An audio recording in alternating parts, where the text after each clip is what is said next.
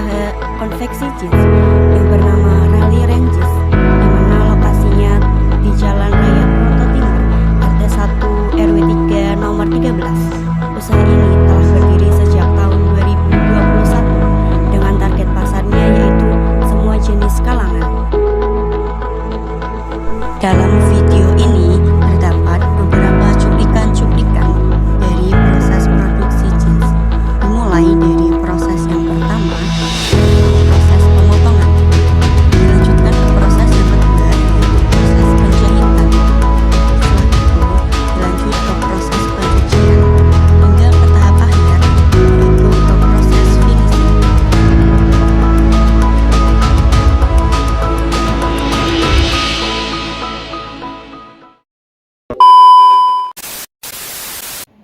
Perkenalkan, nama saya Safa Zerlina. Di sini saya akan menjelaskan tentang SWOT yang kami teliti di usaha konveksi jeans. SWOT sendiri terdiri dari strength, weakness, opportunity, dan threats. Yang pertama ada strength atau kekuatan. Produk jeans tidak mudah termakan zaman. Yang kedua, modal menyesuaikan zaman. Yang ketiga, proses produksi terkontrol langsung sehingga kualitas lebih terjaga. Yang keempat, bahan yang digunakan sudah menggunakan bahan jeans premium. Dan yang terakhir, tenaga kerja yang digunakan sudah berpengalaman. Selanjutnya ada weakness. Weakness sendiri yaitu kelemahan. Yang pertama ada modal produksi relatif tinggi, yaitu bahan, mesin, dan tenaga kerja. Yang kedua ada ketergantungan pada kesediaan bahan baku jeans. Yang ketiga ada kapasitas produksi terbatas jika pesanan meningkat.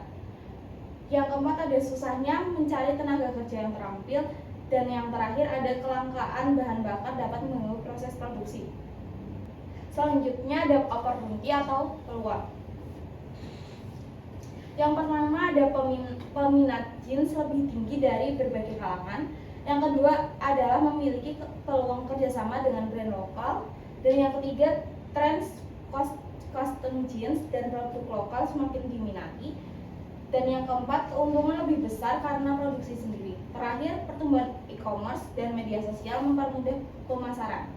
Selanjutnya ada threats atau ancaman. Yang pertama ada persaingan ketat dengan pabrik besar dan produk impor. Yang kedua ada fluktuasi harga bahan baku dan biaya produksi. Yang ketiga ada perubahan tren fashion yang cepat. Yang keempat ada dampak dari limbah produksi mengganggu ekosistem lingkungan. Dan yang terakhir ada konsumen mulai beralih ke bahan non-jeans atau cargo chino. Perkenalkan, nama saya Dwiza Wanjani. Di sini saya akan menjelaskan strategi SWOT. Yang pertama itu ada strategi SO, yaitu mengoptimalkan semua kekuatan untuk memanfaatkan peluang yang ada. Di mana yang pertama itu mengoptimalkan pemasaran digital produk berkualitas dan tidak mudah lekang oleh zaman dengan mempromosikannya melalui e-commerce dan juga media sosial untuk menjangkau pasar yang lebih luas. Yang kedua itu ada mengendalikan tenaga kerja berpengalaman untuk menjalin kerjasama dengan brand lain. Yang ketiga itu ada menyesuaikan model jeans sesuai dengan permintaan konsumen untuk memenuhi tren custom jeans yang diminati. Yang keempat itu ada untuk membuka open reseller untuk meningkatkan keuntungan produksi sendiri. Yang terakhir itu mengunggulkan produksi mandiri dan bahan yang premium untuk meningkatkan permintaan. Dan yang keenam itu membangun citra brand jeans lokal yang kuat dan juga konsisten. Nah, yang selanjutnya itu ada strategi WO, yaitu memaksimalkan peluang yang ada untuk mengatasi kelemahan. Yang pertama itu membangun hubungan kerjasama yang panjang dengan pemasok bahan baku sehingga tingginya permintaan jeans itu dapat menjadi dasar negosiasi pemasok bahan yang lebih stabil. Yang kedua ada menggunakan platform digital berupa sistem pre-order atau PO untuk menekan resiko modal yang besar. Yang ketiga ada memanfaatkan pemasaran digital dan juga e-commerce untuk meningkatkan penjualan sehingga menutup besarnya modal produksi. Yang keempat ada melakukan pelatihan internal untuk meningkatkan keterampilan tenaga kerja yang baru. Yang kelima itu mengganti bahan bakar untuk menghindari jika terjadinya kelangkaan bahan bakar saat proses produksi. Yang keenam ada menerapkan sistem produksi fleksibel berbasis permintaan pasar. Selanjutnya ada strategi ST, yaitu menggunakan kekuatan untuk menghadapi ancaman yang ada. Yang pertama ada menerapkan kontrol limbah produksi, pengawasan secara langsung untuk memudahkan penerapan sistem pengolahan limbah ramah lingkungan. Yang kedua ada menjaga kualitas produk untuk bisa bersaing dengan produk impor. Selanjutnya yang ketiga itu ada mengembangkan inovasi desain untuk konsumen tetap memilih produk jeans dibandingkan produk non-jeans. Setelah itu yang keempat ada fokus pada segmen pasar menengah ke atas yang lebih mengutamakan kualitas dibandingkan dengan harga murah. Selanjutnya yang kelima itu ada dengan adanya perubahan fashion yang cepat, perusahaan harus terus berinovasi dalam pembuatan model jeans. Yang terakhir ada menonjolkan kualitas dan daya tahan produk sebagai nilai utama. Selanjutnya yang terakhir itu ada strategi WT, yaitu meminimalkan kelemahan dan juga menghindari ancaman yang ada. Yang pertama itu dengan menyusun perencanaan produk dan pemasok secara lebih detail. Yang kedua itu meningkatkan kapasitas produksi yang terbatas agar mampu bersaing dengan perusahaan besar dan juga produk impor. Yang ketiga yaitu melakukan diversifikasi produk seperti chino, kargo, dan juga celana non-jeans untuk mengantisipasi perubahan selera konsumen. Yang keempat itu dengan mencari alternatif pemasok bahan baku untuk menghindari gangguan produksi, yaitu dengan mengatur biaya produksi secara ketat agar tetap efisien. Yang terakhir dengan investasi bertahap pada mesin hemat energi untuk mengurangi dampak dari kelangkaan bahan bakar dan juga biaya operasional. Perkenalkan, nama saya Valentino Rossi. Di sini saya akan menjelaskan tentang analisis departementalisasi usaha konveksi jeans. Yang pertama, pemilik usaha memiliki tanggung jawab utama menentukan strategi dan target usaha dalam jangka pendek maupun jangka panjang. Kemudian, mengawasi seluruh kegiatan usaha agar tetap berjalan secara efisien dan efektif. Kemudian, memperluas relasi pasar. Dan yang terakhir, mengatur modal dan arus kas usaha.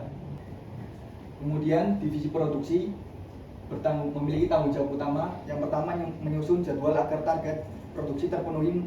Yang kedua, melakukan pekerjaan sesuai dengan tahapan dan berjalan sesuai dengan standar operasional atau SOP. Yang ketiga, memastikan kualitas produk terjaga dengan baik. Yang keempat, meminimalisir terjadinya kecacatan pada produk dan segera melakukan perbaikan jika diperlukan. Yang kelima, meningkatkan produktivitas tanpa mengurangi kualitas. Dan yang terakhir, menjaga mesin produksi agar tetap berfungsi secara optimal. Kemudian ada divisi pemasaran, memiliki tanggung jawab utama. Yang pertama, melakukan promosi produk baik offline maupun online. Yang kedua, mengatur saluran distribusi produk. Dan yang terakhir, membangun dan menjaga citra brand perusahaan. Perkenalkan, nama saya M. Fahri Akbar. Di sini saya akan menjelaskan mengenai motivasi yang diberikan dalam usaha konveksi jeans. Yang pertama yaitu hierarki kebutuhan. Hierarki kebutuhan sendiri penerapannya yaitu memberikan upah yang layak sesuai dengan pekerjaan yang dilakukan dan diberikan tepat waktu. Yang kedua, memberikan bonus tambahan saat ada jam kerja tambahan. Yang ketiga, memberikan apresiasi ataupun pujian bagi karyawan yang lebih cepat dalam menyelesaikan tugas. Terus selanjutnya yaitu liburan bersama di akhir tahun untuk karyawan.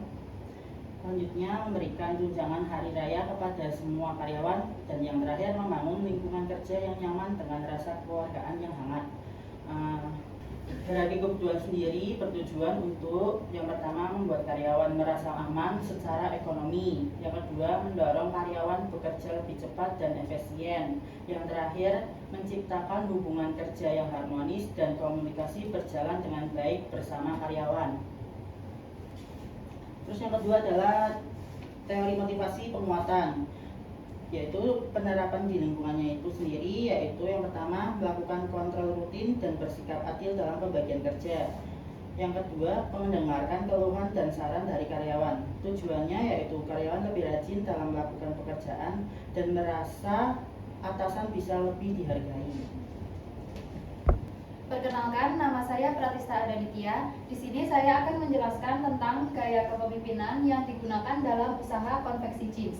Yang pertama yaitu pemimpin yang partisipatif, dengan menentukan target mingguan produksi dan pembagian tugas yang adil sesuai dengan keahlian yang dimiliki karyawan dan selalu berorientasi berkelanjutan untuk meningkatkan kemajuan perusahaan.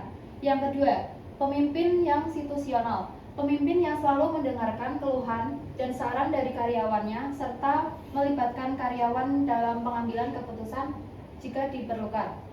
Yang ketiga, komunikasi yang jelas, menyampaikan instruksi dan aturan kerja dengan jelas dan mudah dipahami oleh karyawan. Yang keempat, pemberian motivasi kepada karyawan dengan pemberian gaji yang sesuai dan tepat waktu, memberi bonus saat ada jam kerja tambahan, memberi pujian atas pekerjaan yang baik, serta memberi tunjangan saat hari raya.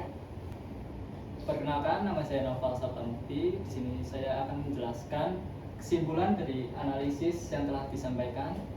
Yang pertama ada operasional, sering terjadi pemborosan waktu, lead time yang panjang, dan perencanaan bahan atau kapasitas belum rapi. Yang kedua ada sumber daya manusia, keterampilan jahit dan quality control ada tetapi belum distandarisasi. Yang ketiga ada keuangan dan harga, modal kerja terbatas memengaruhi pembelian bahan dan kapasitas produksi. Yang keempat ada pemasaran dan penjualan, brand awareness rendah dan penjualan online belum dimaksimalkan. Yang kelima ada rantai pasok dan bahan baku, stok kadang terlalu tinggi atau kekurangan mendadak. Yang keenam inovasi dan skala, sedikit diversifikasi produk, minim pemanfaatan teknologi, produksi e-commerce, otomasi yang ringan, di mana usaha konveksi memiliki potensi jika permintaan dasar jeans atau pakaian stabil dan proses produksi dapat ditingkatkan. Penghambat utama bukan satu hal besar melainkan kumpulan isu operasional, pemasaran, dan manajemen keuangan yang jika diperbaiki satu persatu akan meningkatkan efisiensi, margin, dan kapasitas skala. Perbaikan yang paling berdampak adalah standarisasi kualitas, perencanaan produksi dan bahan yang lebih baik, harga berbasis biaya, dan pemasaran brand yang lebih efektif. Saran: membuat catatan terperinci dan detail dari mulai proses pemotongan hingga proses finishing dengan cara mencatat semua proses dalam satu buku, kemudian nantinya dikontrol setiap bulannya. Sekian presentasi dari kelompok kami. Wassalamualaikum warahmatullahi wabarakatuh.